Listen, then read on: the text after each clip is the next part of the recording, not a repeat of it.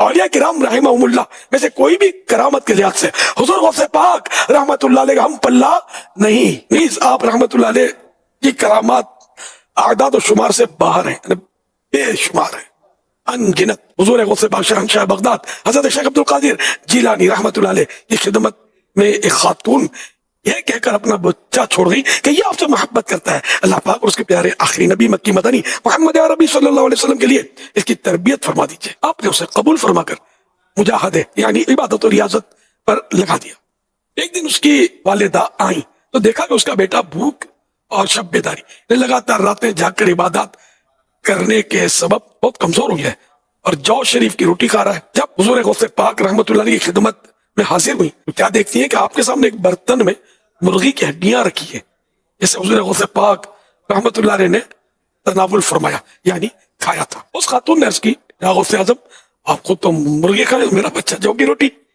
यह सुनकर मेरे मुर्शिद शहंशाह बगदाद हुजूर गौसे पाक रहमतुल्लाह अलैह ने अपना हाथ मुबारक मुर्गी की उन हड्डियों पर रखा और फरमाया, क़ूमी बिइज़्निल्लाहिल्लज़ी युहयिल इज़ामा व हिय रमीम, यानी अल्लाह पाक के हुक्म से जिंदा हो जा जो गली हुई हड्डियों को जिंदा फरमाएगा।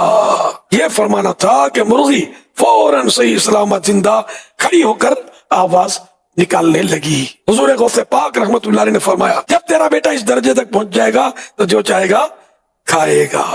किताब में मौजूद वाकया, आपके पास एक माई आई, एक खातून आई, उसका बच्चा आपके मदरसे में पढ़ता था। गौस पाक मुर्गा खा रहे थे लेकिन आप हड्डियां नहीं तोड़ रहे थे, हड्डियां अलग रख रहे थे। वो औरत देख रही थी, उसका बच्चा दाल खा रहा था, गौस पाक मुर्गा खा रहे हैं। माँ थी, नहीं चुप रह सकी, बोल पड़ी, मेरे बच्चे को दाल खिला रहे हो, खुद मुर्गा खा रहे हो,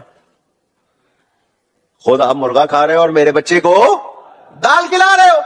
गौस पाक उसकी बात सुनते, जब मुर्गा खा लिया आपने हड्डियों पर हाथ रखा, फरमाया कुम बेइज़नी, उठ मेरे हुक्म से, वो मुर्गा जिंदा हो गया। फरमाया जब तेरा बेटा इस शान को पहुंचेगा तब मुर्गा खिलाएंगे, अभी उसको दाल खाने दे, अभी उसकी तालीम का वक्त है, जब इस शान को पहुंच जाएगा फिर उसको। बोले मुर्दे जिंदा किए या नहीं किए? ऊंची जी वो शेख अब्दुल कादिर जिलानी को एक औरत मिलने के लिए आई तो वो खुद मुर्गी खा रहे थे और उस औरत का बच्चा जो उनका स्टूडेंट था वो रूखी सूखी खा रहा था।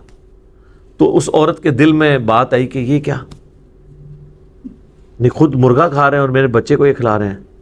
कहते जब उन्होंने मुर्गी खा ली ना तो जितनी हड्डियां वहां पड़ी हुई थी ना उसके ऊपर उन्होंने हाथ फेरा और कहा अल्लाह के इज़्न से जिंदा हो जा। ये जो शरीफ लोग हैं वो ये कहते हैं कुम बिइज़्निल्लाह, जो बदमाश किस्म के बुजुर्गों के मानने वाले वो कहते हैं उन्होंने क्या कुम बिइज़्नी, मेरे हुक्म तू जिंदा हो जा। खुद आप मुर्गा खा रहे हो और मेरे बच्चे को दाल खिला रहे हो। गौस पाक उसकी बात सुनते, जब मुर्गा खा लिया आपने हड्डियों पर हाथ रखा, फरमाया कुम बेइज़नी, उठ मेरे हुक्म से, वो मुर्गा जिंदा हो गया।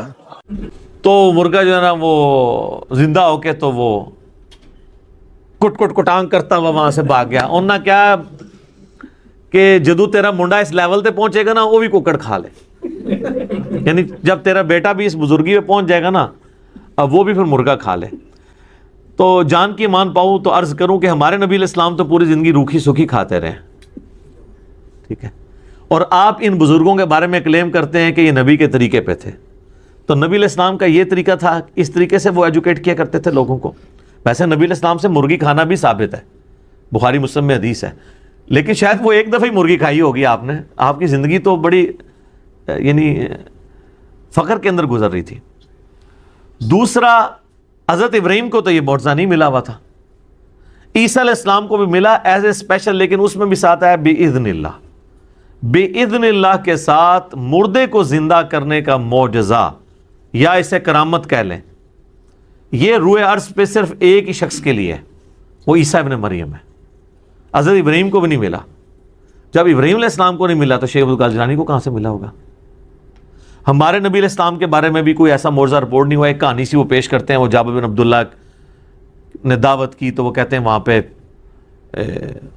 वो बकरी उन्होंने बच्चा ज़बह किया तो वो उनके बेटे देख रहे थे तो एक बेटे ने दूसरे को ज़बह कर दिया तो नबी अलैहिस्सलाम ने उनको ज़िंदा कर लिया। बिल्कुल कहानी है, कुरान तो बिल्कुल इसकी मुखालफत करता है। सूरह अंबिया पढ़ के देख लें, सूरतुल अनाम पढ़ के देख लें, सूरह बनी इसराइल। काफरों का इतराज़ यही था कि ये जो मौजज़े हमें अगले पैगम्बरों के बारे में बताता है वो इसको क्यों नहीं दिए गए। तो अल्लाह ने फरमाया इस नबी का मौजज़ा कुरान है, تو بڑا اچھا موقع تھا. اللہ کہتا کہ دیکھو نا کئی بار تو مردہ زندہ کیا ہے انہوں نے.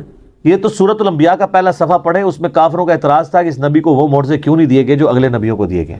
سورہ نساء میں آتا ہے کہ کیوں نہیں کوئی آسمان سے بجلی آتی اور وہ قربانی کو کھا جاتی, جب تک یہ معجزہ نہیں دکھائیں گے ہم ایمان نہیں لائیں گے. تو اللہ نے کہا نہیں, اللہ کی مرضی ہے معجزات پہ. سورہ بنی اسرائیل میں 8 کے قریب معجزات وہ مانگتے تھے. اللہ نے فرمایا تم کہہ دو میں نبی ہوں, رسول ہوں. تو سر شیخ عبدالقادر جیلانی نے کہا نبی علیہ السلام کے بارے میں بھی کوئی صحیح سند سے ثابت نہیں کہ آپ نے کبھی مردہ زندہ کیا ہو. قرآن میں نفی آئی ہے اس کی, ورنہ تو قرآن میں آتا کہ تم کہتے ہو لو ہم مردہ زندہ کر کے بتا رہے ہیں. قرآن میں کہا جا رہا ہے کہ نہیں, قرآن معجزہ ہے, کیونکہ وہ معجزہ آپ کی زندگی تک ہونا تھا. اور پھر اس میں وہ کہتے ہیں کہ شیخ عبدالقادر جیلانی رحمۃ اللہ علیہ نے معجزہ بڑی اس میں شڑول مارتے ہیں جناب. وہ کہتے ہیں کہ انہوں نے عیسائی کو کہا کہ تیرا نبی تو کہتا تھا کم باذن اللہ, میں کم باذنی کہتا ہوں, میرے حکم سے کھڑا ہو جا. وہ کہتے ہیں جی اس امت کے جو علماء ہیں بنی اسرائیل کے پیغمبروں کی طرح ہیں. ہاں اپنے منصب میں پیغمبروں کی طرح ہیں, مرتبے میں نہیں. کیوں؟ یہ پوری امت دائی ہے. کنتم خیر امت اخرجت للناس تأمرون بالمعروف وتنہون عن المنکر. ختم نبوت کے وجہ سے اللہ تعالیٰ نے اس امت کو نبیوں والا کام دیا ہے. یہ نہیں ہے کہ نبیوں والا وہ مرتبہ کلیم کرنا شروع کر دے. جس طرح اگلے زمانوں میں انبیاء اللہ کی توحید کا پیغام پہنچاتے تھے, آن دا بہاف آف پروفٹ ہمارے محبوب صلی اللہ علیہ وآلہ وسلم کی مبارک ختم نبوت کی برکت سے امت کا کام ہے کہ وہ لوگوں تک بات پہنچائے.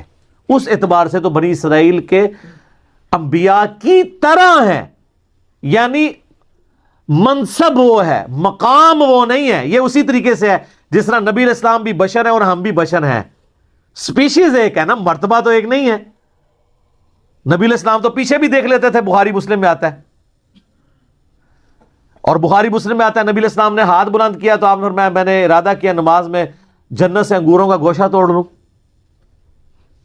اور بخاری مسلم میں آتا ہے نبی علیہ السلام سوتے تھے وضو کر کے, اس کے بعد خراٹوں کی آواز بھی امہات المومنین سنتی تھی اور پھر اسی طریقے سے نماز پڑھاتے تھے. تو پوچھا تو آپ فرمایا کہ میرا صرف جو ہے وہ آنکھیں سوتی ہیں, جسم سوتا ہے, دل تو جاگتا رہتا ہے. یہ پروٹوکول تو کسی کا نہیں ہے. تو یہ ذہن میں رکھیں, یہ کہتے ہیں نا کہ بھی وہ ساری چیزیں حاصل ہو جائیں گی, اس طریقے سے حاصل نہیں ہوگی. شیخ عبدالقادر جیلانی کے لیے کوئی سند نازل نہیں ہوئی, بالکل ان کی طرف جھوٹ منسوب کیا.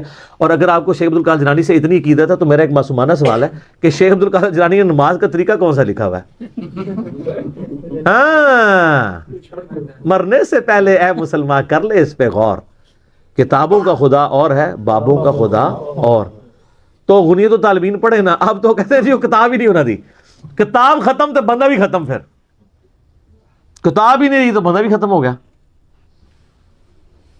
تو کتاب ہے, ان کی نماز کا طریقہ وہی ہے جو بخاری مسلم میں لکھا ہوا ہے.